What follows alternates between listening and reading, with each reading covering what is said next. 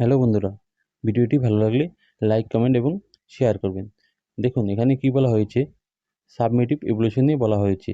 দেখুন কি বলেছে নোটিফিকেশানে, it is hereby notified for information to all concern that summative evaluation in all government aid and government sponsor primary school under the academic control of West Bengal board of primary education will be held as per following schedule.